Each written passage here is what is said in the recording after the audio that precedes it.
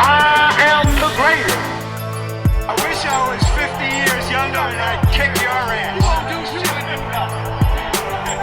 Just stick and move. And making you understand. Now stick and move. Keep your hands up. Welcome to a new episode of the Stick and Move podcast. I'm your host, Trey, here with my homeboy, Sam. And today we are talking about, well, we're going to give you guys our top 3 career-ending boxing matches where legends go one fight too far and they're never able to come back. So, like I always say, Sam, punch me in the face. Who's your number 3 and why? My number 3, this was the end of them. The end of them, bro. And I almost shed a tear in this fight, brother. Right. My number 3 was the Lennox Lewis-Mike Tyson beating, bro. Ooh, talk to me, bro. Mike Tyson came in. I seriously thought Mike Tyson was going to wipe Lennox out with one punch. He's going to catch him. It's bound to happen. 1, 2, 3, 4th round, 5th, 6th round. It's going to happen. I knew, though, that it had to be early. And I knew that Mike Tyson was getting close to the end of his career. But when Lennox Lewis knocked him out, bro, that was pretty much the nail in the coffin for Mike Tyson, for Mike Tyson's career, for everything, bro. And I will never forget that fight. I saw it live. And for me, that was Mike Tyson's, curtain call, I guess is what you call, or, that was it. It was over. Show's over. That's the end of Mike Tyson, bro. I have a funny story about that. My girl probably won't like me telling this story, but I remember it was such a big deal for that Lennox Lewis Mike Tyson fight that we couldn't afford the pay-per-view. So we were like looking for bars, we were looking for restaurants, anywhere that can sell the fight. And long story short, the only place that we found was a strip joint. So it was $20. We both paid $20 to go in, and it was so funny. We were there like an hour early, so we got the festivities and stuff like that.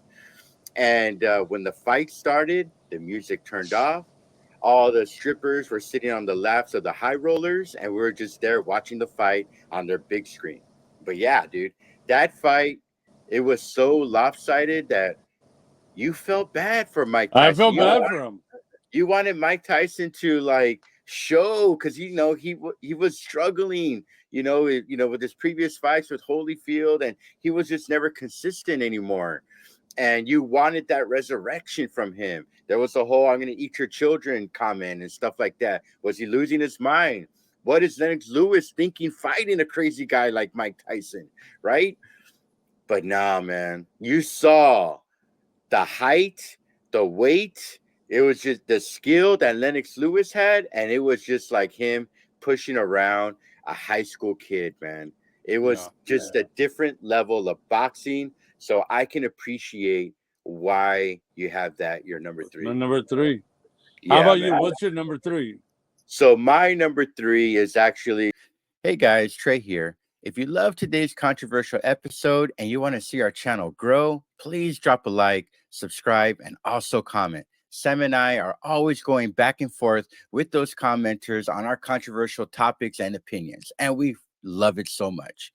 So go ahead and hit that like button, hit that subscribe, most importantly, so our channel can grow and we can give you guys the best content as possible. Sam and I were always uploading multiple videos a week, and we want to continue doing that, and we need your help. So go ahead and subscribe, guys. And most importantly, like I always say, don't forget to stick and move, baby. Sugar Ray Leonard versus Terry Norris. I don't know if you remember that fight. Yes. But look, Sugar Ray, he was already getting aged out. He wasn't the same boxer anymore. Interesting thing about Terry Norris, man, is that he had lost to Julian Jackson. Remember Julian Jackson? Yeah.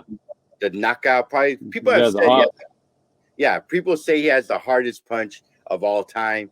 I'm not going to argue that, bro.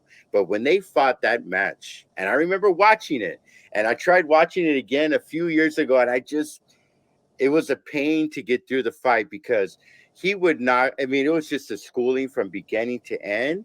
And Sugar Ray, you know how when boxers get hit clean and they try to like wave it off or they smile like, oh, that did nothing to me.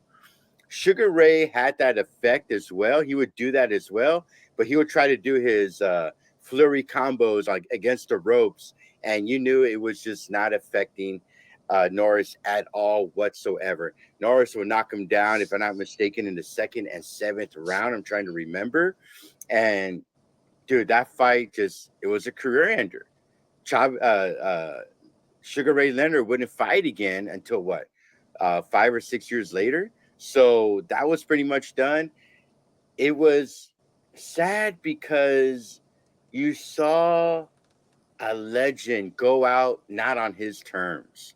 You know what I'm saying? Like, I don't know if Pacquiao is going to fight again, but when he lost to Ugas, you know, yeah, it was a one-sided fight, but it wasn't a beatdown, kind of like the ones we're going to talk about today, like Tyson versus Lewis or Norris versus Sugar Ray Leonard. So for me, my number 3 is seeing the fall of Leonard versus Norris, my man. What do you think? Yeah, man, I remember that fight, man. It was like watching your dad get beat up, bro. You know what I'm saying? It was just, you felt bad. You felt ashamed. You went to bed quiet. It was just, I didn't want to see it. Right. I didn't want to see it because I knew that it was the end already. I didn't want to see that fight. Yeah. But I had to because I'm a fan of Sugar Ray Leonard. Right. But that was just, it was heartbreaking. It was disappointing. Superman has died. Right. You know what I'm saying? I don't know how to compare it to, but you know, your superhero, bro, is like Superman with kryptonite, bro. It was just a sad ending. That night really sucked for me, man. It's interesting, man, because you know he hadn't fought. You know, I think this last fight was against Duran like 2 or 3 years earlier, and then he comes back against an up and coming Norris. Yeah, he had a couple of struggles early on in his career, but it was like the younger man just beating the old man up. You know, and Leonard's power and speed. You know, they always say speed kills. It was nothing for Norris. And I don't know, man. It was just, I think you put it perfectly. It was like seeing your dad get his ass kicked, and that's the last thing you want to see. You know, the beautiful smile that Sugar Ray Leonard had, dude. He was not smiling at all in that fight, and it was lopsided. All the cards were unanimous decision, all for Norris. And you know, I kind of wish that he would have gone out on better notes, man. Like all these other boxers we're going to talk about. Yeah. All right. So this was the Sugar Ray. Okay. My number 2, man. It was for me. This is for me. It's a personal fight of mine because I followed this guy for 10 years, I think. All right. It was the day Manny Pacquiao destroyed Barrera, bro. Ooh, all right. Dude, when he destroyed Barrera, bro, it was also a heartbreaking fight. Damn, bro. I mean, I had Barrera, you know, on a pedestal, man. Yeah. You know, his career, things that he's done with, you know, against Naseem Hamed and, you know, the fights he had, bro. You know, the wars he had with Eric Morales, all that. I mean, dude, when he got destroyed by Manny Pacquiao, bro. When he got destroyed by Manny Pacquiao, man, I was already gonna give up boxing, bro. Yeah, I was just gonna give up on it because he was also a superhero of mine. I loved his style. The babyface assassin. I just a huge fan. And Pacquiao was just too much, dude. His punches. Pacquiao had said that he had trained for almost 30 rounds for this fight. Yeah. So that he wasn't even like, he was ready. He was like, whatever, you know, he wasn't even tired, he said. And when he destroyed Barrera, bro, we turned the lights off early that night, bro. Well, I remember he was your favorite. You know, for people that don't know, Sam and I go way back to the late 90s. And I remember Sam and I would have bets, and whoever Barrera was fighting, I would always choose the other guy, and the other guy was always Morales. You remember that? Yeah. 20 points off of Sam.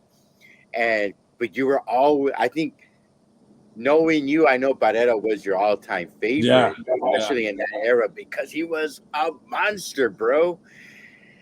And bro, like, I'm with you, dude. You know, seeing how Pacquiao frustrated him, going for the low blows, hitting him after the bell.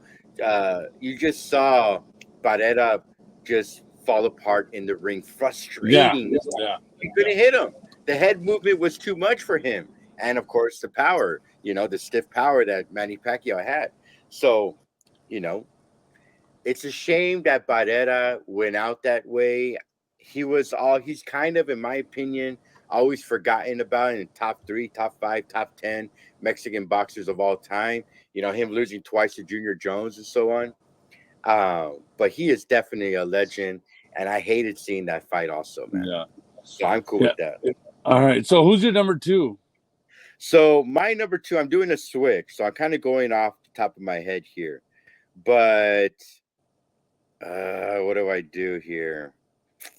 Because I have a feeling my number 1 is going to be your number 1. I want to catch you before you get to it. All right, go for it. But if we got the same number 1, it is what it is.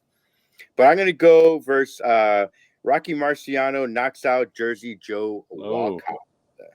You know, they fought back to back. And Walcott always said this of Marciano before they fought. He goes, I'm paraphrasing, by the way, but there's no way I'm going to lose to a 2 left-footed bum, if I'm not mistaken, right? And Marciano, that first fight they had, I think it was in the 7th round, with that Susie Q punch that has transcended time, that would have knocked out anybody of any weight class. I don't care who you say. I know a lot of our fans, a lot of our people that are commenting on our channel say that Marciano was the most overrated boxer of all time, which, by the way, you and I need to do an episode on very soon on the overrated category. That Susie Q punch from the first fight, and then he rematches him again, and then Jersey Joe Walcott, a legend within himself, gets knocked out in the first round with an insane, phenomenal left hook. Not as good as the Susie Q, but it was just too much for Jersey Joe Walcott. Called it a career. Now, I will say this. This is where the mistake happens. People tend to say that Marciano beat these battered old legends and stuff like that. And yeah, there might be some truth to that. But bro, Walcott weighed 196.5 pounds. You know how much Marciano weighed into those fights? He weighed 184. That is, and the way he would knock him out. You're talking about, I know it's heavyweight. Heavyweight can go as high as, it could be a 200 against a 275-pound guy, and it is what it is. But, bro, when you knock out somebody with that kind of fashion at that much of a weight disparity, the way he did it, it shows you the legend that Marciano is. Now, going back to Walcott, you know, he was a legend within himself. I think he was already in his fighting close to 20 years already, if I'm not mistaken, by the time 21, 22 years, by the time he fought Marciano. And he was a traveled, well-balanced, phenomenal, great power boxer, especially when he would fight the likes of Ezra Charles and so on. To see him go out like that, you know, especially with that kind of trash talk that he was doing, calling him a bum, dang, you never want to go out that way. So go ahead. Wow, yeah, I do remember that fight, man, and that pretty much, just like we previously said on another fight, that was pretty much the nail in the coffin. Yeah. Yeah. Yeah, it was pretty much over, man. There's no need for a trilogy. There's no need for anything like that. I Yeah. mean, he pretty much almost killed him. You know what I'm saying? Yeah. And it's funny because after the Susie Q punch, you know, some historians say that Walcott deserved the rematch, that he kept it Wow. close.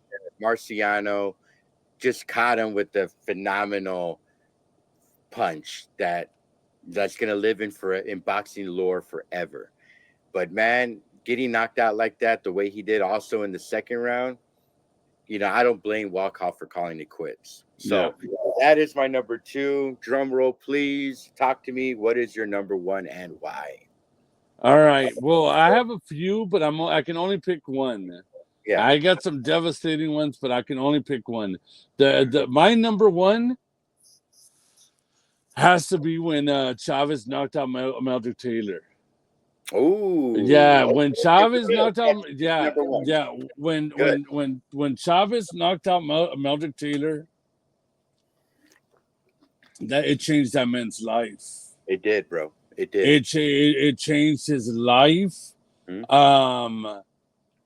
His life went spiraling down. I mean, yes, they had the rematch. That was even worse, probably. Well, not really, because the first fight was just the worst knockout. Even though he got up, but the way he, Chavez rearranged his face, the beating that he took to the body, the head. I mean, that pretty much was a career ender. That's why I know it's a little controversial, and some people are going to start with their hate comments, but that's why I feel that I put it this way.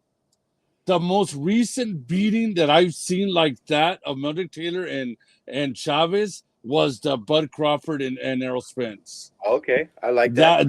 That's why I feel that Spence will never be the same after this Crawford fight. Mm-hmm. Anyways, but that fight, the 12-round beating that Chavez gave Meldrick Taylor, that ended his career, bro. Mm-hmm. Mm-hmm. That ended up, ended his whole life.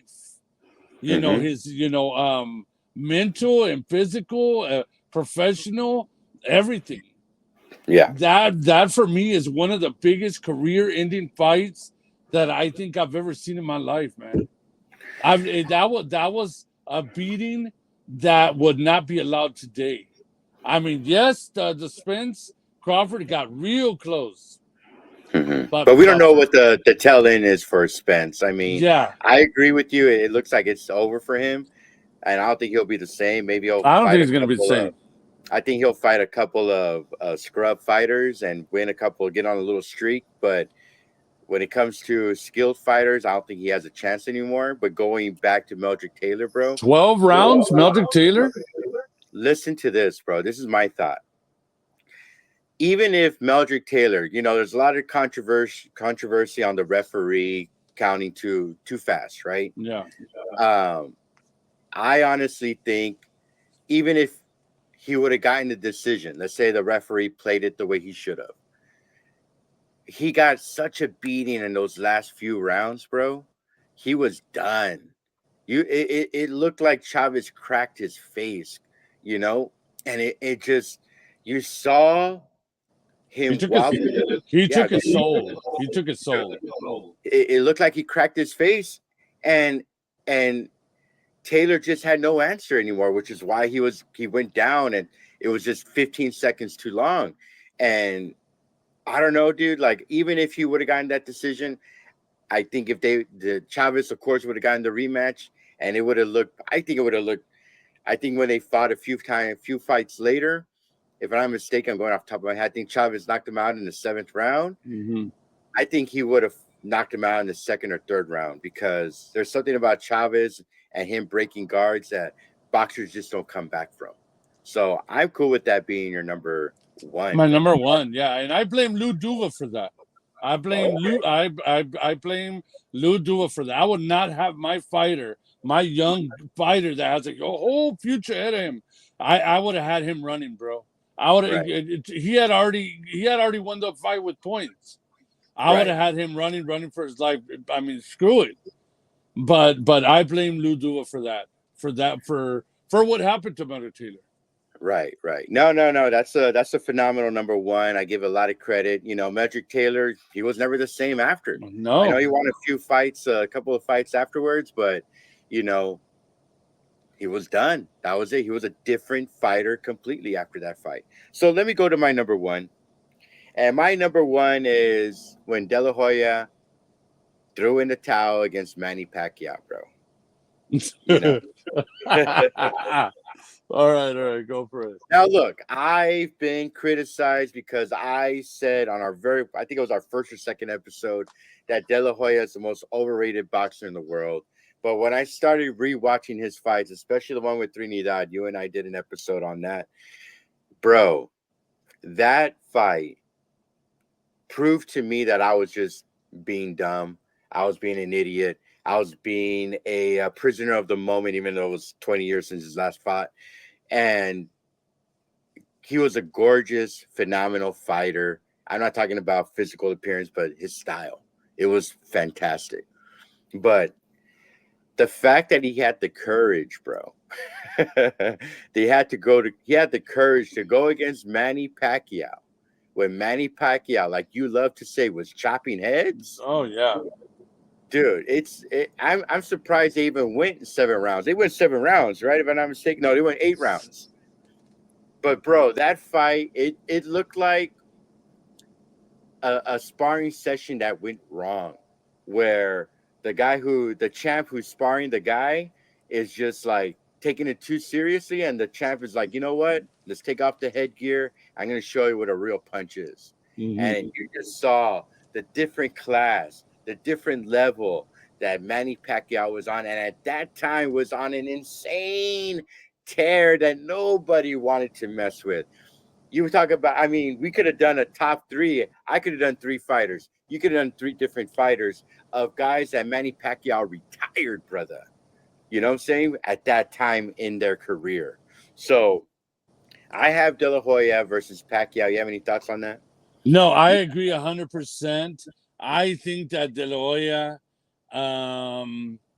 realized and found out real quick that Manny Pacquiao was faster than him, and harder than him, and that he was not going to hurt Pacquiao. Pacquiao was going to, every time Pacquiao fights, he's going to go. Look, he got knocked out. Pacquiao got knocked out by Marquez. I mean, dude, Marquez was dying in that fucking fight. Yes, he was. Yeah, that if you want, I don't care what anybody says. For me, Marquez got lucky. And yeah, he was about 10 seconds away from going down. There was blood coming out of every his nostrils, his mouth, his ears, his eyes. I mean, Manny Pacquiao was killing Marquez. Right. Anyways, on that De La Hoya fight, De La Hoya, bro, wanted no business at Manny Pacquiao, bro. Right after that second, third round, he didn't want nothing to do with that. I know. Oh man, I'm trying to remember. I know there was a documentary on De La Hoya. I didn't get to watch it, but I've seen little clips of it, and he even says that the one fighter he would never want to fight again, I'm paraphrasing, of course, was Manny Pacquiao, but not specifically because of the style, but, you know, De La Hoya was going through his addiction wars, if I'm not mistaken, at that time, and he was just at a wrong time. But even then, I even think a pristine De La Hoya would have no answers for Manny Pacquiao, especially in that 7-year stretch that Manny Pacquiao was, for me, pound for pound, if not the greatest at that era, one of the greatest of all time. And I'm going to give a lot of credit to De La Hoya, bro. He never backed down from fought everybody. He fought everybody. He fought everyone when they were the boogeyman. He fought Mosley twice, got robbed. He fought Trinidad when nobody wanted to fight him.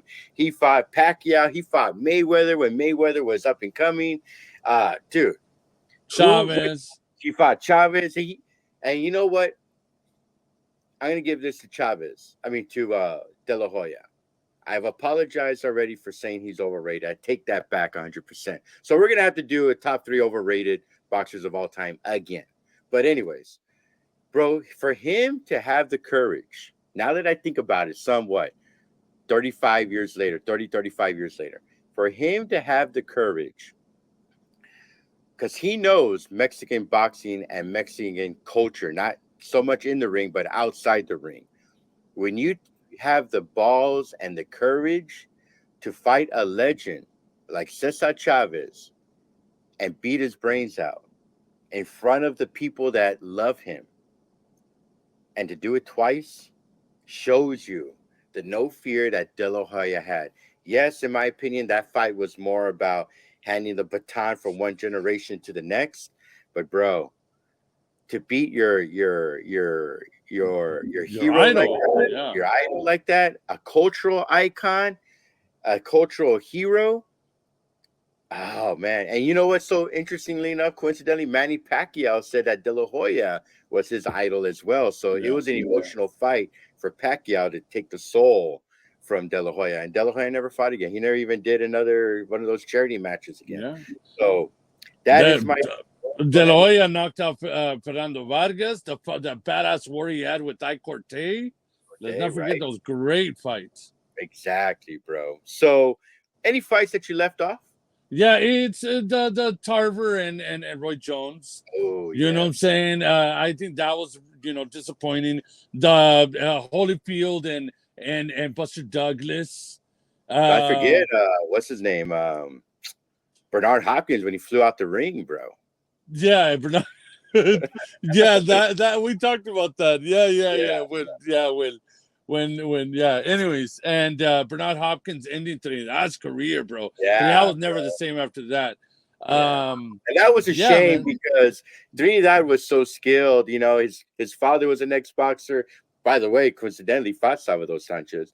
That he was just done after that. He was so young already. But one of the ones that I left out, speaking of, doing top 3 just Pacquiao career enders, is when he ended Ricky Hatton, bro. Yeah. With that vicious second round knockout. I don't think Hatton fought for another 3 or 4 years, if I'm not mistaken. But even after that, he was just punch drunk shot, bro.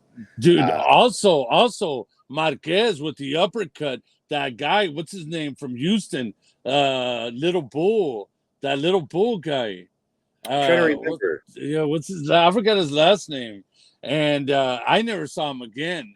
And then Manny Pacquiao, when he knocked out David Diaz, I never saw David Diaz again.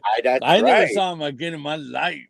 Dude, and that's because I loved Diaz's style. It was so smooth to me. Yeah. And for him to go out like that, one that I also left out that is often forgotten. Well, he did fight a little bit afterwards, but bro, he was like a losing machine after that. Was Canelo knocking out Amir Khan, bro. Oh, that knockout, bro, that's up there with Hearns knocking out Duran as the most vicious knockouts of all time, my man. So that's there's so many more we could have talked about, but I love our list. Do you have any final words for our commenters out there? Yeah, I'd like to thank everybody that's commenting and liking our videos, sharing our videos, and continue doing so. And if there's anything y'all want us to talk about, we'll cover it. We'll make an episode, and share the channel so we can grow and continue doing this. Thank you, guys. I agree with you, my man, and we'll leave it at that. If you guys get a message from me, it is the Stick and Move podcast. You get a message from Sam, it is Stick and Move Sam. And we just love to hear from you guys. And we'll leave it at that until next week. We have new episodes every Monday and Wednesday with a couple of shorts in between and reels in between. So, like I always say, don't forget to stick and move, baby. I am the greatest. I wish I was 50 years younger and I'd kick your ass.